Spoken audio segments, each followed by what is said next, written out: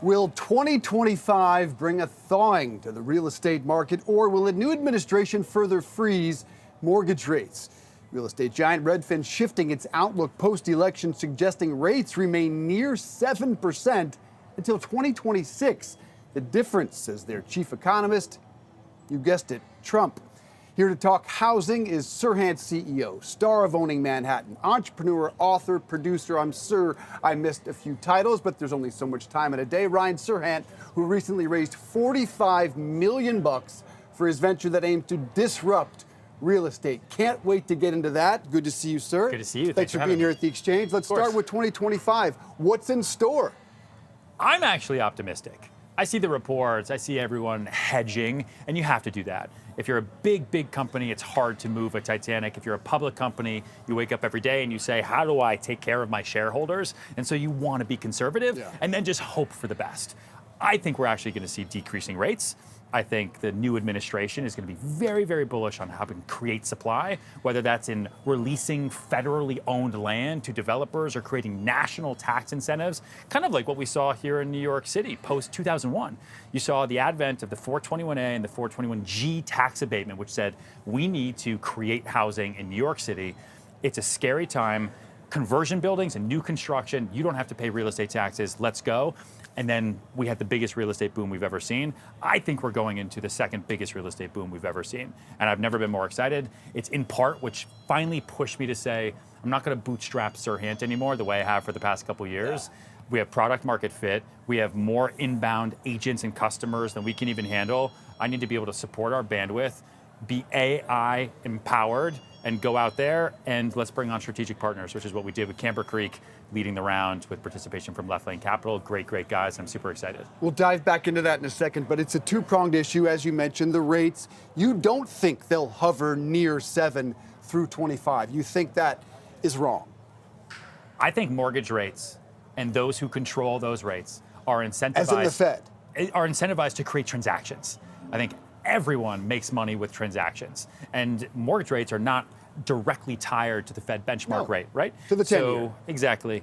And so I think you want people buying and selling homes. It is a huge business with major trickle-down value across the United States, let alone the globe. And so I think we are going to see some release in rates. I don't think they're going to come down into the 5s or the 4s, especially on a 30-year. But I think you'll see your ability to buy down into the low 6s, if not the high 5s, which is what we're doing now, especially in new construction. You have sponsors and developers who are saying, hey, we want to create incentivized home purchases. Like we have a project in the Upper West Side, 15 West 96th Street. We can do sponsor financing there at 5%. Why would you buy anywhere else right now and go to Wells Fargo? I love Wells Fargo. But just saying, if you're looking for a place on the Upper West Side, if you're looking to get a jumbo, multi-million-dollar loan, why not take advantage of sponsor financing? And you're going to see more and more of that. And some of this brings to mind the problem many feel is supply, not actually rates. How can an administration, how can that problem be addressed anywhere? It's a triple threat. Markets are determined by three things: supply, demand, and rates. We have to have all three to have a fluid, transactional, quote-unquote healthy market. And remember that markets are only healthy in hindsight. It's never the greatest time of all time until you look back and say, man, 2021, that was pretty great. Or 2006, wow, that was great. Deals are always hard. You're dealing with human beings making some of the largest purchases or the largest sales they're ever going to do in their entire life. But if we have excess supply from people who've been sitting on the sidelines and finally saying, you know what, I am going to move, and buyers saying, what else am I going to wait for now? The election's over. What else is going to change? You will see more transactions. The election has consequences, and many I talk to are nervous about President Trump being clear that he wants to privatize Fannie Mae and Freddie Mac. 70% of all U.S. mortgages backed by those two. That's $150 billion. How nervous does that make someone in your industry? Not. Privatizing 70% of all U.S. mortgages. You don't sweat. No, man. We're in the real estate sales business, and we care about transactions. If that's what makes the home buying and sale process easier and better because you have privately incentivized organizations who are trying to make that work, that's how we get deals done now. right? To get deals done in the United States now, you are going into the private sector. You're getting private loans. How do you get home insurance in Florida right now? You don't. You go to the state. You go to the state, or you go to private insurers. That's how you feel comfortable. That's how you can go get a loan. You have to go private. So if that's what's happening at the minutia of the real estate transaction, why shouldn't it happen top of funnel? I'm open to the conversation. Interesting. So I also want to address the 6% real estate commission, something you've and your agents and agents across the country have lived on, is no more after a National Association of Realtors lawsuit. Is that saving buyers and sellers tons of money? Is it costing agents a ton of money? Or are you still commanding it? So just to correct one thing, it's not that the 6% is no more. It was never there. There was no standard for commissions other than what was an industry spoken about standard. Industry norm. An industry norm, correct. Commissions were always negotiable before. They're definitely negotiable now. The paperwork has changed in really, really, really tight markets where your average home sale is under $500,000. Yes, there is 100% compression on buy-side agent commissions. But when there is a really tight market, and you have a buyer who says, I don't know where to buy, and you have sellers who say, I don't know where I'm going to move, where do you turn? You're not turning to the internet. You're not going to Redfin or Open Door. You're going to a salesperson who knows their stuff, who is great at selling, to say, I need to move, I'm about to have a baby, where do I go? And you then say, this is how the industry works now. If you're willing to pay my side of the commission, I'm happy to show you things that are coming to market, and deals are happening. We've actually seen an increase in commission rates since the NAR ruling. North of 6. In total, in aggregate, north of the 2.5% average on the single side deals. Wow. Because what's happening is all of a sudden, these lawyers put this major information on the news that said we're attacking real estate agent commissions. And people still want to sell their homes. And so how do you create an incentive in some of the softer markets? You say, hey, everyone else is probably trying to cut commissions, right? Why don't we pay more? So developers, sponsors, sellers, I have never before offered 4 or 5% on the buy side for resales in my entire career. We've done it since this summer to good effect, and it works. Sometimes the agents come in and they say, okay, my buyer's going to take 2% of that back. I'm going to help get the transaction done. It's all above board. It's all on the HUD. Everything is black and white to make this a transactional environment. Good news for your agents, as is artificial intelligence. How are you incorporating it? Before we dive into simple, how are you using it now? Should agents be nervous, or will it make their job easier? Easier. You think about what an agent does all day, and not just a real estate agent, but think about any salesperson, right? They prospect for sales, for business, and then they have to handle that business administratively. If you talk about real estate, right? If you're one of the over 1 million real estate agents who use a virtual assistant or some type of CRM, that oftentimes becomes 80% of your working hours. So my goal is to say, okay, if you're spending 80% of your day doing administrative update tasks and 20% of your day actually selling, we should have something that flips that. Yeah. How can I put you back in the driver's seat as a salesperson? Right now it's in real estate, but we're building this platform to enable all salespeople and all sales teams to have 80% of your day be focused on selling and prospecting, where AI recipes using a large action model that actually do the work for you are automating all of that administrative work so you can buy your time back. That's where AI comes and really is a game changer for salespeople. That's what we have at Serhant. That's what we just raised $45 million for. I've never raised money in my entire life. It's completely insane. Congrats on that. For the agents out there, how will it work for me in a practical application? I can show it to Simple. you. The phone is in my lap right now, so that might be weird, but it's called Simple. It's an app. You can do voice sync and just ask it whatever you want. Give me an example. So, well, it's right here. Oh, let's go. It's right here. Are we live? No, you can edit this out if We it's can boring. edit this all we want, brother. There it is. It's simple. It's going to load. There you go. That's what it looks like. Yep, it's there. So I can ask it to do a task that would normally take me hours, such as? Such as write a listing, for example. Yeah, I'm not going to give your address, but like, for example, I don't know. Thank you. So I would come in here, you'd hit this button, right? And you'd say, I just met Dave Briggs. He has a place in Westport. He really wants to get a place in the city. If you could put together a handful of one-bedroom pied-à-terre options in Greenwich Village, up to $2 million. He looks like he's bowling out right now. Let's do that. If you could also find his email and send it to him and make sure I'm BCC'd so I don't forget. If you could also give me a calendar invite so I don't forget to follow up with him. That would be super, super helpful. And then while we're at it, let's put a listing presentation, an exclusive sales agreement, and a buy-side guide together for him that we can also deliver at the same time. Thanks, bye. I always say bye to it, even though it's not a thing. It's very nice of you. It's very cordial. Yeah. That was a real glimpse at how your mind works, how it's just faster than the rest of ours, but also it's your app. Did he get it right? Wow. Yeah. So then I hit this, and then the little... A curated list. I'm a real estate broker. I've been in sales my whole life. I've always been fascinated by technology, and what I've seen from the market leaders right now is that they've used tech enablement to build businesses over the past 20 years, and it's obviously been incredible. I'm not using AI enablement, I'm using AI empowerment to support the support for our salespeople so they can do what they do best and buy their time back, build their brands, sell more, be happier.